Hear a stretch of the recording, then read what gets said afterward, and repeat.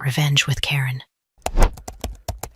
I've been the invisible hand of this company for 17 years, and let me tell you, the invisible hand is usually the one flipping you the bird. People think payroll is just hitting a button and watching numbers fly through the ether like magic corporate fairy dust. It's not. It's plumbing. It's sewage. It's routing 1 million gallons of financial sludge through pipes that were built when dial-up was considered cutting-edge technology, making sure nobody's mortgage check bounces, because a sales rep in Omaha decided to input his commission as a negative integer. I'm Colleen. I'm 48. I drive a Honda that smells like vanilla and resignation. And up until last week, I was the only reason 10,000 employees could afford to buy groceries. Listen, before I get into how I basically performed a digital lobotomy on a Fortune 500 company, do me a favor and hit subscribe. Maybe smash the like. It fuels my caffeine addiction and tells the algorithm that you enjoy watching corporate empires burn. So, here's the landscape. I'm the payroll systems administrator. It's a fancy title for the janitor of money. I sit in a cubicle that gets zero natural light, tucked behind the server room that hums loud enough to rattle your teeth. I like the hum. It drowns out the sound of the marketing team upstairs congratulating themselves for breathing. For nearly 2 decades, I built a delicate ecosystem of scripts, patches, and backdoors that held our ancient payroll software together. The vendor stopped supporting our version back when Obama was in his first term, but management, in their infinite, penny-pinching wisdom, refused to upgrade. If it ain't broke, don't fix it, they said. It was broke. It was shattered. It was a digital crime scene. The only reason it worked was because I wrote 3 specific automation scripts that ran every other Tuesday at 2:00 a.m. I called them the Holy Trinity. Script 1, the scrubber. It went in and cleaned up the inevitable data formatting vomit that HR spewed into the SQL database. Script 2, the handshake, forced the bank's modern API to talk to our dinosaur COBOL backend by essentially tricking the bank into thinking we were a secure connection. Script 3, the silencer. This was my favorite. It suppressed about 4,000 error messages that would otherwise flood the IT help desk tickets and crash the server, auto-resolving them based on a logic tree I spent 4 Christmases perfecting. Nobody knew about the Trinity. Not really. To the executives, it was just Colleen from downstairs, the woman with the sensible cardigans who nodded in meetings and made sure the direct deposits hit by Friday morning. They looked at me and saw furniture. A fixture. You don't thank a lamp for giving light, and you don't thank Colleen for making sure the IRS doesn't raid the building. I was fine with that. I liked the silence. I liked the predictability. I had my routine, black coffee, noise-canceling headphones playing rain sounds, the soothing flow of data streams. Then came Ryder. Ryder was the new CFO. He was 32, had a jawline that looked like it was carved out of arrogance, and an MBA from somewhere that charges you 6 figures to learn how to use the word synergy unironically. He didn't walk, he strutted. He wore suits that cost more than my first car and smelled like sandalwood and aggressive ambition. He was brought in to trim the fat and modernize operations. It's corporate code for fire the people who actually know how things work and replace them with shiny dashboards that don't mean anything. The first time I met Ryder, he didn't look me in the eye. He looked at my monitor setup. 2 screens, he asked, wrinkling his nose like he'd smelled a wet dog. Efficient people only need one. It's about focus, Colleen. I monitor live transaction, flows on the left and audit logs on the right, I said, my voice flat. If I miss a flow error, the warehouse in Jersey doesn't get overtime pay. If the warehouse doesn't get overtime, they strike. If they strike, you don't ship product, he chuckled, actually chuckled. A condescending, dry sound. We have software for that, don't we? Automation is the future. We need to move away from tribal knowledge. That was the first red flag. It's the buzzword executives use when they're angry that you're smarter than them. He walked away, tapping something into his iPhone, probably texting his bros about how quaint the legacy staff was. I watched him go, and I felt that old familiar twist in my gut. It wasn't fear. It was the sensation of a barometer dropping before a tornado touches down. Over the next month, Ryder went on a rampage. He fired the head of IT security because he pushed back too much on accessibility, replaced the breakroom coffee with a cheaper brand that tasted like battery acid and despair. And he started holding innovation summits, mandatory meetings where we had to sit in a circle and throw a foam ball around while brainstorming ways to disrupt ourselves. I sat there, holding the foam ball, looking at this guy who had never processed a single W-2 in his life, and I knew. I knew he was looking at my salary, which, admittedly, grown decent over 17 years, and doing the math. He saw a cost center. He saw a middle-aged woman in a cardigan who didn't use Slack emojis and didn't hang out at the Thursday happy hours. He saw fat to be trimmed. He didn't see the grenade pin I was holding. He didn't see that the Trinity scripts were running locally on my admin profile, triggered by my specific user permissions. Didn't know that the system he thought was so stable was actually a Rube Goldberg machine held together by my sheer will and a few thousand lines of custom Python code. I could have told him. I could have scheduled a meeting and walked him through the architecture. I could have explained that if you remove the cornerstone, the cathedral falls down. But you can't teach physics to a man who thinks gravity is just a suggestion. The tension in the office was thick enough to chew on. My coworkers, the few who were left from the old guard, walked around with that hunted look in their eyes. We were like gazelles waiting for the lion to decide who looked the slowest. But I wasn't slow. I was just still, waiting. 2 days before the end of the fiscal quarter, I saw a calendar invite pop up in my inbox. Transition Sync. Hosted by Ryder and the HR director, a woman named Tiffany who smiled so much I was convinced she was actually a robot programmed by a sociopath. Transition Sync. I took a sip of my coffee. It was cold. I looked at my screens, the beautiful, cascading waterfalls of green text on black backgrounds, the heartbeat of the company. I reached into my desk drawer and pulled out a thumb drive. I didn't panic. I didn't cry. I didn't run to the bathroom to hyperventilate. I just quietly, methodically, started backing up my personal files. Not the work files, those belong to them. I mean my personal cheat sheets, my logic maps, the documentation I had written for myself because the official manuals were garbage. I looked at the clock. The meeting was in 10 minutes. I knew exactly what was about to happen. Ryder was going to cut the fat. He was going to save the company $85K a year plus benefits. He was going to get a bonus for streamlining the department. I stood up, smoothed out my skirt, and walked toward the conference room. I felt like a demolition expert walking away from a building rigged to blow, knowing the new owner was about to walk in and start playing with matches. The conference room smelled like dry erase markers and cheap cologne.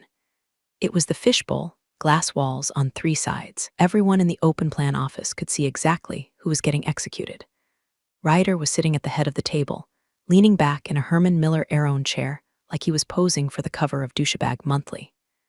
Tiffany from HR sat next to him, clutching a manila folder like it was a holy scripture.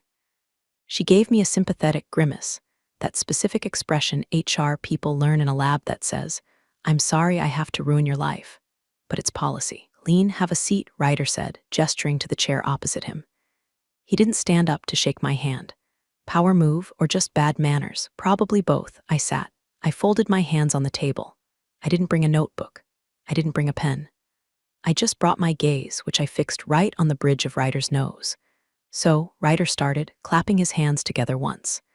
"We've been doing a deep dive into the department's structural integrity, looking for redundancies, bottlenecks, anchors. Anchors," I repeated. My voice was steady, monotone. "Exactly," he nodded, oblivious to the fact that anchors are the only thing keeping the ship from drifting into the rocks. "We're moving to a cloud-native, SaaS-based payroll interface next quarter. It's going to be intuitive, drag and drop, very sleek. We won't need manual intervention anymore." "Manual intervention," I said again. I was enjoying this. I was describing a Ferrari to a mechanic who knew he was buying a chassis with no engine. "Ryder, the current system processes complex commissions for the sales team that vary by state tax law. The SaaS-based interface you're looking at, is it the one from Payflow Pro?" He blinked, surprised I knew the vendor. "Yes, it's top of the line. It doesn't handle multi-state retroactive overtime adjustments," I said simply. "I wrote a patch for that in 2018. If you switch without porting that logic, you'll be violating labor laws in California, New York, and Illinois within the first pay period." Ryder waved his hand dismissively like he was swatting a fly. "The consultants assured us it's plug and play. Colleen, look, you've been a steady hand here. We appreciate that. But you represent a legacy mindset. We need agility. We need people who are digital natives. I see, I said. I'm too old. That's what you're saying. Oh, no, no. Tiffany chimed in, her voice going up an octave. It's not about age, Colleen. It's about skill alignment. It's a restructuring of resources. Ryder leaned forward, elbows on the table, giving me his best serious leader face. We're eliminating the position of systems administrator. It's redundant. The new software manages itself. So today is your last day. There it was. The shotgun blast. But instead of buckshot, it was a severance package and an NDA. Prepared a generous transition package, Tiffany said, sliding the folder across the table. 2 weeks' pay for every year of service. But it's contingent on a smooth handover of all credentials and immediate departure. Immediate? I raised an eyebrow. Security protocol, Ryder said, checking his watch. We need your badge and your laptop. IT has already disabled your network access. As of 10 minutes ago. I felt a cold smile spreading inside my chest. Wasn't visible on my face. My face was a mask of polite indifference. But inside, I was grinning like a Cheshire cat in a butcher shop. They had disabled my network access. But they hadn't wiped the local scheduled tasks on the server itself because they didn't know where to look. And by locking me out 10 minutes ago, they had prevented me from turning off the autopilot. You're firing the pilot mid-flight, I said softly. And you think the plane flies itself. The plane is being upgraded to a drone, Colleen, Ryder scoffed. We don't need a pilot, we need space. I stood up. I didn't argue, I didn't scream. I didn't throw the manila folder in his face, even though the urge was there, pulsing in my fingertips. I knew something he didn't. I knew that efficiency without understanding is just suicide with better marketing. Okay, I said. Ryder looked disappointed. He wanted a fight, wanted me to be the hysterical older woman so he could validate his decision that I was emotional and unfit. He wanted a scene he could recount to his buddies over craft beers later.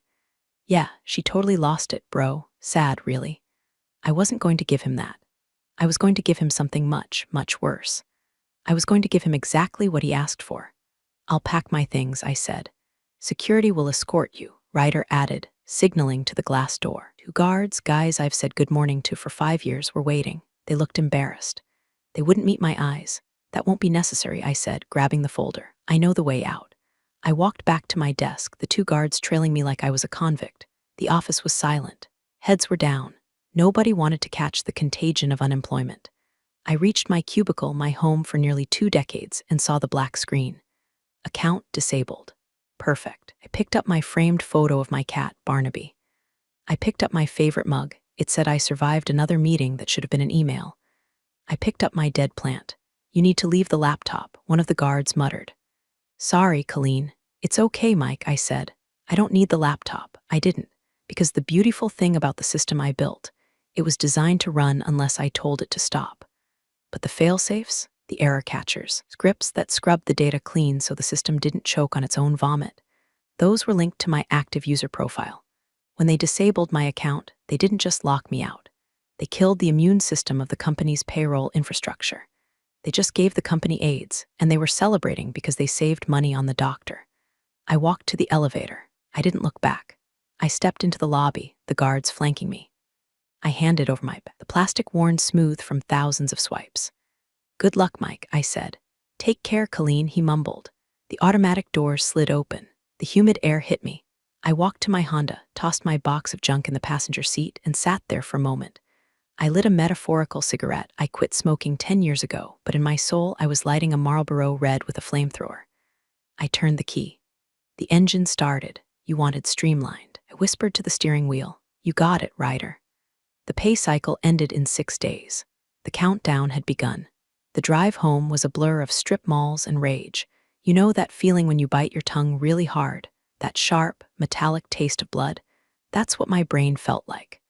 I had spent 17 years keeping that ship afloat. I had come in on weekends when the server room flooded, had manually entered data for 300 employees during the great crash of '09, just so people could buy Christmas presents. And for what? To be escorted out by a rent-a-cop like I was stealing staplers. I got home, walked into my kitchen, and put the box on the counter.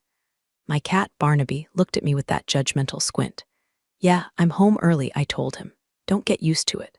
I'm technically unemployed. I didn't cry. I made banana bread. That's what I do when I want to murder someone. I mash bananas. I beat the hell out of the batter. It's therapeutic. As the oven preheated, I sat at my kitchen table with my personal laptop, a beat-up Dell that ran Linux and logged into a secure shell. Now, before the legal eagles on this thread start hyperventilating, I didn't hack the company. I didn't touch their servers. I wouldn't give Ryder the satisfaction of a lawsuit. No, I was checking my external monitoring. See, years ago, I set up a simple ping script from my home network just to tell me if the company payroll server was online. It was a heartbeat monitor. Ping, 20 ms, ping, 21 ms. It was still beating. For now, let me explain exactly what Ryder had done by disabling me. My account, see admin01, wasn't just a user login. Over the years, because IT was lazy and I was competent, my account had become the de facto service account for the Trinity scripts. Script 1, the scrubber. Every pay period, the sales department uploads a CSV file with their commissions. Salespeople are creative. They put $signs where they shouldn't be. They use commas instead of periods. They add notes like urgent payment in the amount column. If you feed that raw garbage into the main payroll mainframe, the mainframe doesn't just reject the file. It locks the batch, freezes, it requires a hard reset. My scrubber script intercepted that file, rejected the hell out of it, stripped the nonsense, and formatted it perfectly for the mainframe. Status without me, dead. The next sales file would be a digital pipe bomb. Script 2, the handshake. Our bank changed their encryption protocol 5 years ago. They demanded TLS 1.2. Our ancient payroll system only spoke SSL 3.0. The company wouldn't pay for the upgrade, $200K.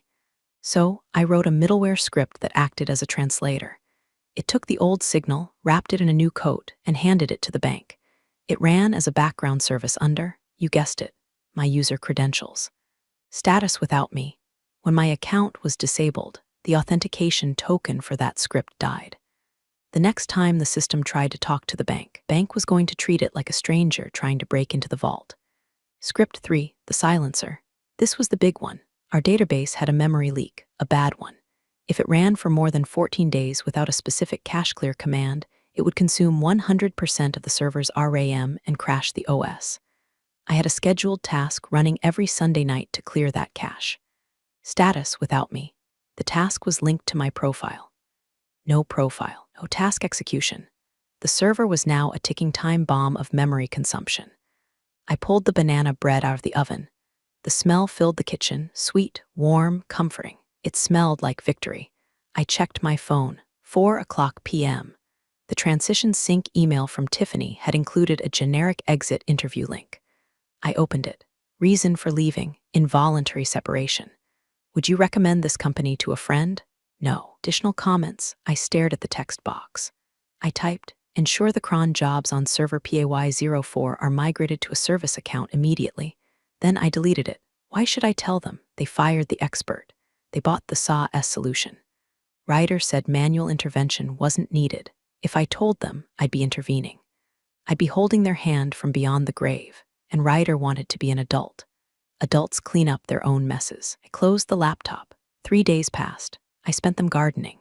I reorganized my spice rack. I watched daytime TV, which is a terrifying glimpse into the decline of Western civilization. I drank wine at 2 p.m. It was glorious. On the 4th day, I got a text from Sarah, a junior payroll clerk who was still there. She was sweet, barely 24. Sarah, hey Colleen, things are weird here. The system is really slow. The sales file keeps throwing an error I've never seen. Error 909, format mismatch. Do you know what that is? I looked at the phone. I liked Sarah. She was innocent collateral damage. But if I helped her, I helped Ryder. Me, sorry Sarah, I don't work there anymore. I don't have access. You should ask Ryder. He has a plan. Sarah, he's in a meeting with the consultants. They're saying it's a network latency issue. I laughed out loud. Network latency. That's it, speak for we have no idea what the hell is happening, so we're blaming the invisible wires. Me, good luck, Sarah. I put the phone on Do Not Disturb. The pay cycle was scheduled to run on Monday night. Today was Thursday. The memory leak on the server was probably at 80% capacity. The sales file was already rejected, meaning commissions wouldn't calculate. And the bank handshake. Oh, that was the finale. I poured myself another glass of Chardonnay. Wasn't Marlboro smoke, but it burned just right going down. The storm wasn't coming. I was the storm, and I had already left the building. Friday morning. The last business day before payroll needs to be finalized. In the world of payroll, Friday before pay week is D-Day. You verify the totals, you check the variance reports, and you stage the ACH file for transmission. It's a high-stress ballet. I was at Target buying decorative throw pillows. My phone buzzed in my purse. I ignored it. It buzzed again and again. I checked the screen. It was an unknown number, but the area code was the office. I let it go to voicemail. I imagined the scene inside the office. It would be subtle at first. Just sluggishness. The screen's loading a fraction of a second slower. The cursor's lagging. That was the memory leak. The server was gasping for air, its RAM filling up with junk data that my script used to vacuum up. It was like a hoarder's house filling up with newspapers. Eventually, you can't walk to the door. I went to the checkout. "Did you find everything okay?" the cashier asked. "I found peace," I said. She looked at me like I was high. Maybe I was high on Schadenfreude. Later that afternoon, I checked LinkedIn. I couldn't help myself. It's a sickness. There was a post from Ryder. Of course there was. Picture of him standing in front of a whiteboard with a bunch of meaningless arrows drawn on it. Caption: disrupting the status quo. Rocket excited to lead the finance team into a new era of agility. Sometimes you have to break the old molds to build the new sculptures. #leadership, #fintech, #no looking back. I snorted so hard, I nearly choked on my iced tea. Break the old molds. Buddy, you didn't break a mold. You broke the load-bearing wall. Saturday, the server should be critical by now. If anyone in IT was paying attention to the dashboard, they'd see the CPU usage spiking to 99%. But it was Saturday. The IT guys were home gaming or fishing. And since Ryder had fired the security lead who used to monitor weekend alerts, the red flashing light on the console was blinking in an empty room. Sunday night, the witching hour. This was when the ACH transmission happened. The handshake. System compiles the master file, millions of dollars in salaries, and knocks on the bank's digital door. Knock, knock. Bank, who is it? System, it's me, Legacy Payroll. Bank, show me your ID, TLS 1.2 token. System, here is my ID, Colleen's disabled user credential. Bank, access denied. I was sitting on my porch, listening to the crickets. It was 11 o'clock p.m. Somewhere in a server room 10 miles away, a process failed. Didn't explode. It didn't scream. It just stopped. The queue froze. The file didn't send. And because the silencer script wasn't running to suppress the error, the system did exactly what it was programmed to do in 1998 when a transmission failed. It retried. Immediately, and failed again, and retried, and failed. It entered an infinite loop, a retry storm. Within minutes, it would be generating thousands of error logs per second. Hard drive space reserved for logs would fill up. The CPU would melt down. The entire application would seize. I took a sip of wine. "Happy Monday, Ryder," I whispered. Monday morning, 8 o'clock a.m. I woke up to 14 missed calls. 3 from Sarah. 1 from Tiffany in HR. 4 from the IT help desk director, a guy named Dave who I actually tolerated. And 6 from a number I didn't recognize, but I assumed belonged to the man of the hour. I listened to Sarah's voicemail first. She sounded like she was crying. "Colleen, oh my God, Colleen, pick up. Nothing is working. The screens are all white. It just says fatal exception 0x004. People are calling asking about their pay stubs. The portal is down. Ryder is screaming at everyone. Please, if you know a password or something, call me." I deleted the message. I felt a twinge of guilt for Sarah. She was a good kid. She was collateral damage in Ryder's war on competence. I listened to Dave's message. "Colleen, it's Dave. Look, I know they screwed you, I know, but the server is bricked. Like hard bricked, we can't even remote in. The logs are full, did you change the root password before you left? Just tell me. I won't tell them. We're drowning here." "I didn't change the password, Dave. I just took the keys to the bathroom with me. I made coffee. I put on jazz. I decided today was a good day to go to the zoo." I turned my phone off. You see, in the corporate world, silence is the loudest weapon you have. If I answered, if I yelled, if I gloated, I was just a disgruntled ex-employee. But by vanishing, by letting the silence stretch out while their world caught fire, I was a myth. I was a ghost. And ghosts are terrifying. I spent the day at the zoo watching the gorillas have a very sensible social structure. If the leader acts like an idiot, the others throw poop at him until he stops. Corporate America could learn a lot from primates. When I turned my phone back on at 5 o'clock p.m., the notification light didn't just blink, it strobed. My inbox was a war zone. The text messages were evolving. They had gone from confusion to panic to bargaining. Tiffany, HR. Colleen, can we jump on a quick call? Seems to be a glitch in the transition. Tiffany, HR. 1 hour later. Colleen, it's urgent, please. Tiffany, HR. 2 hours later. We are prepared to discuss a consulting fee. Ah, there it is, the magic words, consulting fee. But I wasn't ready yet. The pain hadn't set in deep enough. You don't put a cast on a broken leg until you've set the bone, and Ryder's ego was still far too intact. I drove home and logged into my news feed, internal company Slack channel. I couldn't post, obviously, since my account was disabled. But here's a fun fact. The general channel was public-facing if you knew the URL, intended for external partners to see company announcements. They never password-protected the read-only view. It was glorious. Employee A, is anyone else unable to see their pay stub for Friday? Employee B, mine just says error. Employee C, I called HR and nobody answered. The line just disconnected. Employee D, warehouse manager. My guys are asking if deposits are hitting at midnight. If they don't, nobody is loading the trucks tomorrow. Just a heads up. Then, a post from Ryder. Ryder CFO, team, we are experiencing a minor technical migration issue with the new payroll interface. Rest assured, our top engineers are on it. Expect a slight delay. Thank you for your agility. Agility was still using buzzwords while the ship was taking on water. Tuesday morning, payday -1. The deposits usually hit the bank pending status by now. They hadn't. The phone rang. It was the number I suspected was Ryder's private cell. I let it ring. It rang again immediately. I answered. Hello, I said, voice cheerful like I'd just woken up from a refreshing nap.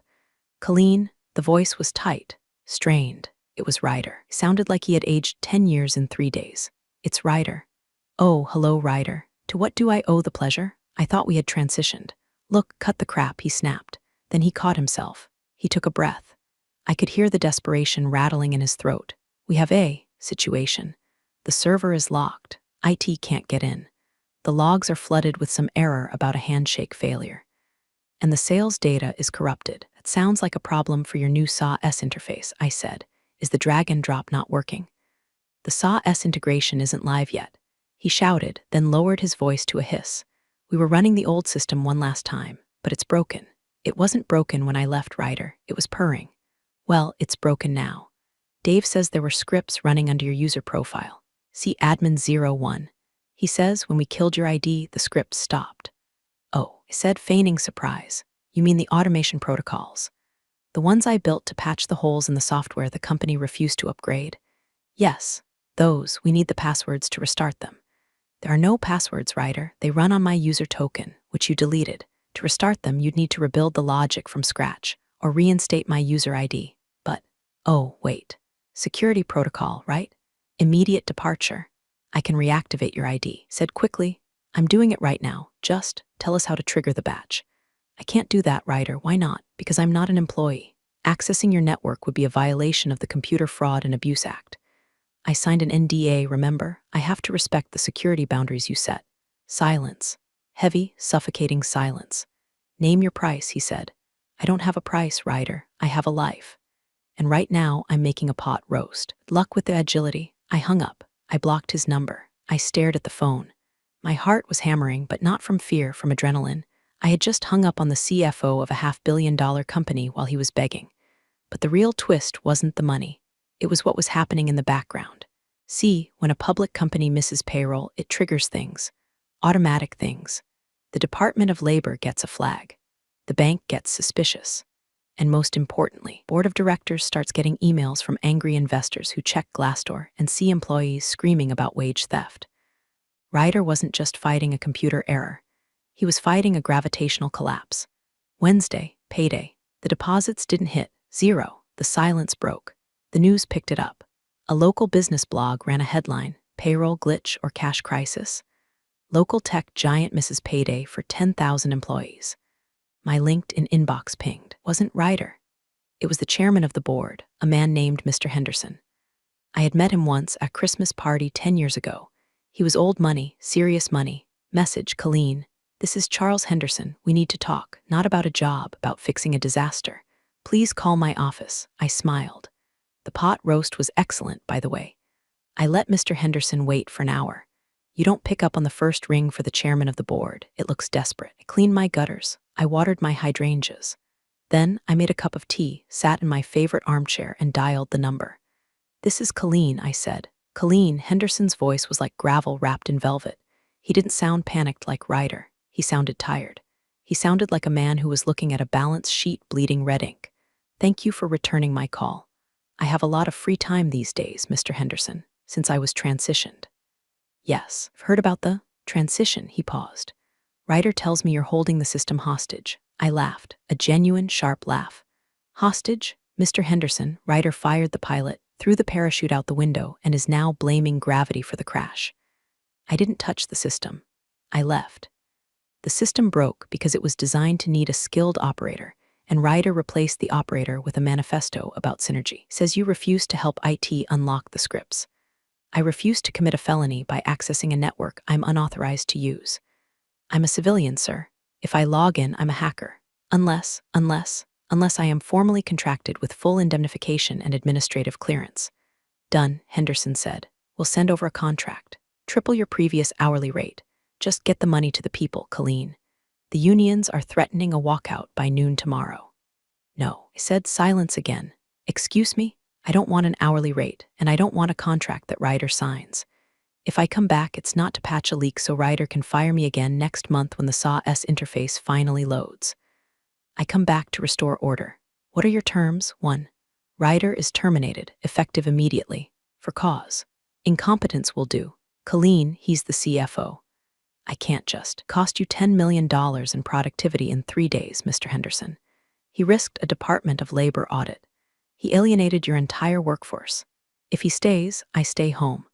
And you can explain to the shareholders why the stock dropped 15% because you wanted to save face for a guy who thinks Python is just a snake." Henderson sighed. A long, deep exhalation. He knew I was right. That's the thing about old money. They care about the bottom line more than they care about ego. 2, I continued. I report directly to the board until a competent CFO is hired. No interim nonsense. And 3, I want a formal apology. Written, from Ryder. Sent to the entire company. Admitting that the delay was due to management error regarding personnel decisions. "That's humiliating," Henderson said. "Was being escorted out by security like a criminal after 17 years of perfect service," I replied. "Humility builds character. Ryder could use some." "I need an hour," Henderson said. "Take 2, I said. "I'm going to watch Judge Judy." I hung up. My hands were shaking a little now. I had just demanded the head of a C-suite executive on a platter. It was insane. It was suicide. Or it was the only move I had. 30 minutes later, my phone pinged. News alert, breaking. CFO of company name steps down amid operational restructuring. Steps down, cute, they let him resign, but he was gone. Then an email hit my personal inbox. Subject, consulting agreement urgent. Attached was a contract. The rate wasn't triple, it was quadruple. And there was a clause, full autonomy over payroll systems architecture. And then a second email. From Ryder's corporate account, but clearly written by legal. All staff subject. Regarding payroll delay team, please accept my apologies for the disruption in pay. This was due to an oversight in transition planning regarding key technical personnel. We are working to rectify it immediately. It wasn't quite the abject groveling I wanted, but it was close enough. It was an admission that he broke it. I signed the contract on my phone. I replied to Henderson, "I'm on my way." I didn't put on a suit, put on jeans and a hoodie. I grabbed my keys. I drove back to the office. The sun was setting, casting long shadows over the glass building. It looked like a tomb. I parked in the visitor spot. I walked to the front doors. The same guard, Mike, was there. He saw me coming. He practically leaped over the desk to open the door. "Colleen, thank God," he said. "My wife is killing me about the mortgage." "Don't worry, Mike," I said, walking past him. "Mama's home." The office felt like a bunker during an air raid. The fluorescent lights seemed harsher, the air stale. People were huddled in clusters, whispering. When they saw me, the whispering stopped. It was like Moses parting the Red Sea, if Moses was a middle-aged woman in a hoodie carrying a reusable water bottle. I walked straight to the server room. I didn't stop at HR. I didn't stop at my old desk. I went to the heart of the beast. The door to the server room was propped open with a chair. Inside, Dave, the IT director, and 3 of his sysadmins were sweating through their shirts. The room was hot. The AC was struggling to keep up with the heat coming off the racks. Dave looked up. He looked like he hadn't slept in a week. His eyes were red, his hair a mess. "Colleen," he breathed. "Jesus. Is it true? Is Ryder gone?" "He's pursuing other opportunities," I said dryly. "Move." Eve scrambled out of the chair in front of the main console. I sat down. The chair was still warm. The screen was a wall of red text. Fatal error, log overflow, memory exception, process deadlock. It was worse than I thought. The retry storm had essentially DDoSed our own internal network. The database was corrupted because it had crashed mid-write.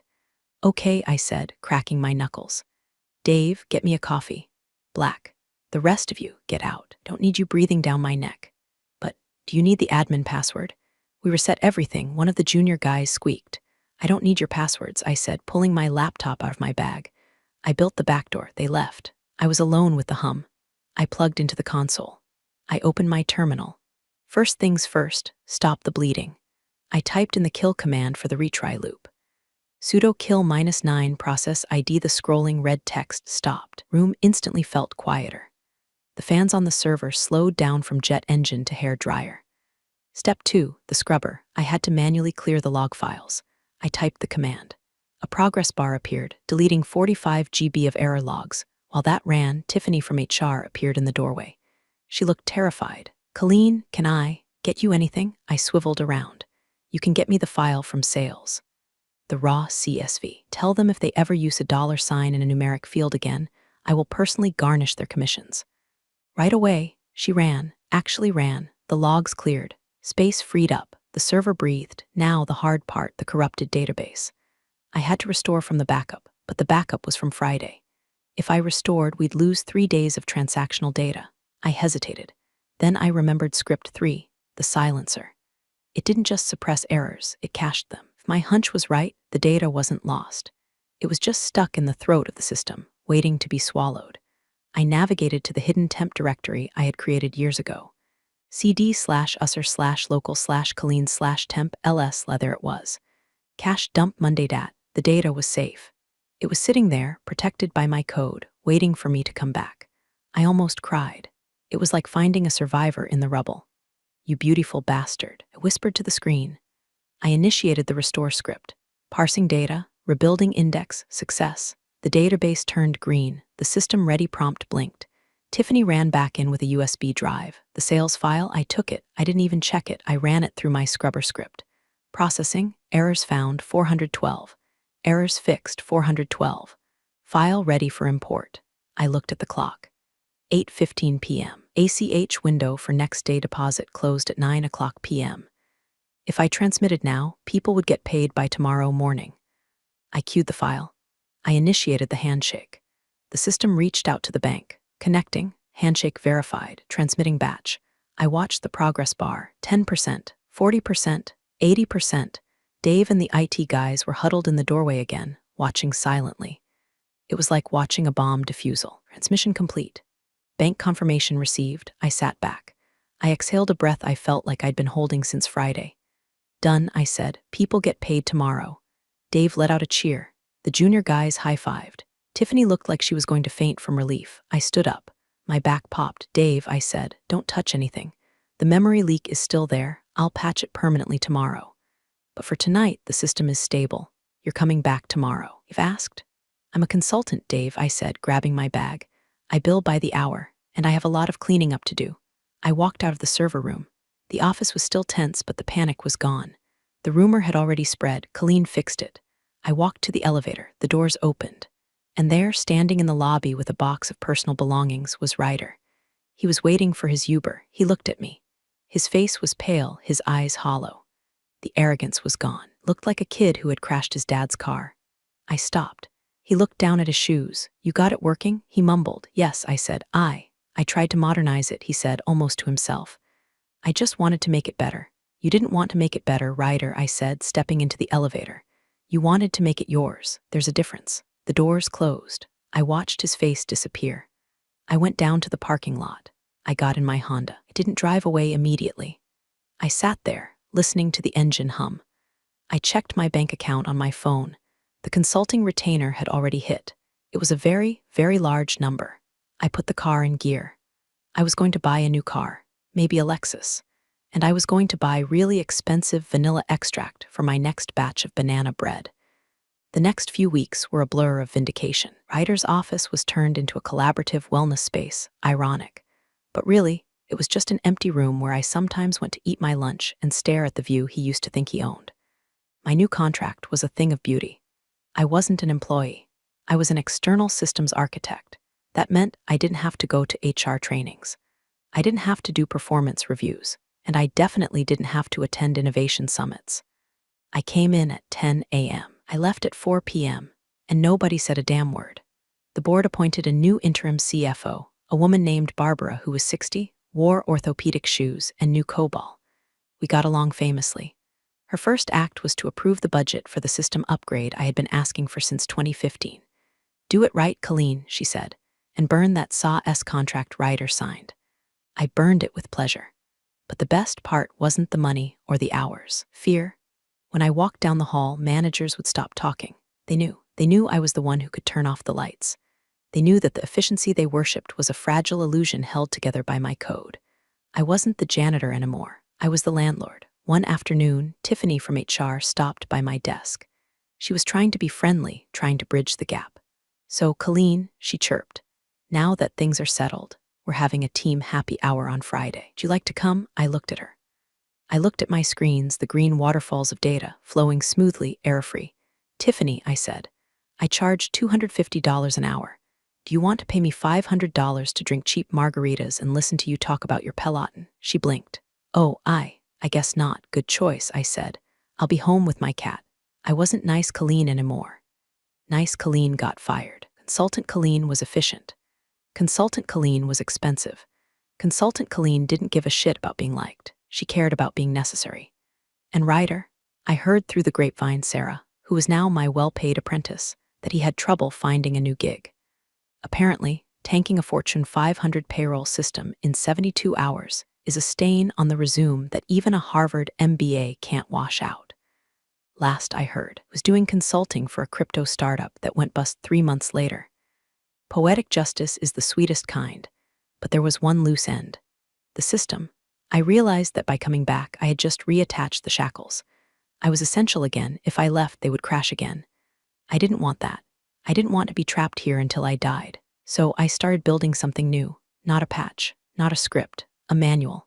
A real, comprehensive, idiot-proof manual. I spent my days documenting every line of code, every logic tree, every backdoor. I taught Sarah everything. I showed her the scrubber. I showed her the handshake. I showed her how to listen to the server hum. "Why are you teaching me this?" she asked one day. "Aren't you afraid I'll replace you?" "Sarah," I said, lighting a metaphorical cigarette, "I want you to replace me. Because the only thing better than being the person who keeps the lights on, being the person who can finally walk out the door and leave the switch in someone else's hand." 6 months later, the new system was live, the real new system, the one I designed, built, and tested. It worked. It was sleek, it was robust, and it didn't need the Trinity scripts anymore. The memory leak was plugged. The bank API was native. It was finished. I sat in my cubicle, my office now, and looked at the process complete notification. I looked at Sarah. She was sitting at her own desk, monitoring the flow. She looked confident. She wasn't asking questions anymore. She was answering them. "It's stable," Sarah said. "It is," I agreed. I opened my drawer. I took out my mug. I took out my framed photo of Barnaby. I opened my laptop. I drafted an email to Barbara and Mr. Henderson. Subject, contract conclusion. The migration is complete. Documentation is filed. Sarah's last name is fully trained and designated as lead systems administrator. My work here is done. Effective immediately, I hit send. I didn't wait for a reply. I walked over to Sarah. I handed her a thumb drive. "What's this?" she asked. "That," I said, "is the oh shit drive. It has the source code for a few utilities, just in case the new system isn't as perfect as the vendor says. Use it wisely, and never tell HR it exists." She smiled. A conspiratorial, pretty smile she was learning. "Thanks, Colleen. Don't thank me," I said. "Just make sure they pay you what you're worth, and if they hire another rider, you call me. I will." I walked out of the building. It was a Tuesday, 2:00 p.m. The sun was shining. I walked to my new car, a Lexus, fully paid for with Ryder's severance money and Henderson's panic money. I got in. I didn't feel angry anymore. I didn't feel sad. I felt light. I had proven my point. I had burned the village to save it, and then I rebuilt the village better than it was before. But I wasn't going to live in the village. I was going to the beach. I started the car. I put on some Fleetwood Mac. I drove out of the parking lot past the security booth. Mike waved. I waved back. You know, people say everyone is replaceable, and they're right. Everyone is replaceable. But the cost of replacement, that's the variable they always forget. It wasn't just a payroll admin. I was the friction that kept the machine from spinning out of control. Now, I was just Colleen, and for the first time in 17 years, that was enough. I merged onto the highway, the city shrinking in my rearview mirror. My phone buzzed. Probably Barbara asking me to reconsider. Probably a recruiter. Probably the world trying to pull me back in. I rolled down the window. The wind was loud. I didn't check the phone. I just drove.